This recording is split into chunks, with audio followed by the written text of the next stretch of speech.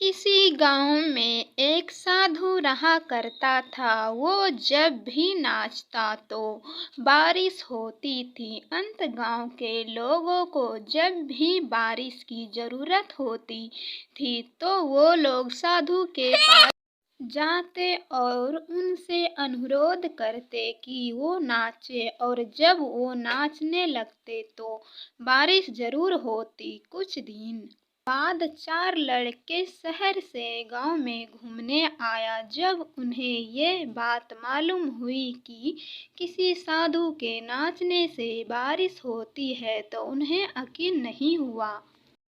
शहरी पढ़ाई लिखाई के घमंड में उन्होंने गांव वालों को चुनौती दे दी कि हम भी नाचेंगे तो बारिश होगी, और अगर हमारे नाचने से हुई तो उस साधु को नाचने से भी नहीं होगी।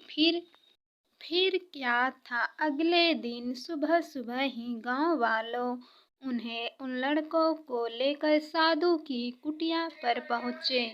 साधु को सारी बात बताई गई। फिर लड़कों ने नाचना शुरू किया। आधे घंटे बीते और पहला लड़का थक कर बैठ गया, पर बादल नहीं दिखे। कुछ देर में दूसरे ने भी यही किया और एक घंटा बीतते बीतते बाकी दोनों लड़के भी थक कर बैठ गए, पर बारिश नहीं हुई। अब साधु की बारी थी। उसने नाचना शुरू किया। एक घंटा बीता, बारिश नहीं हुई। साधु नाचता रहा। 2 घंटा बीता, बारिश नहीं हुई, पर साधु तो रुकने का नाम ही नहीं ले रहा था।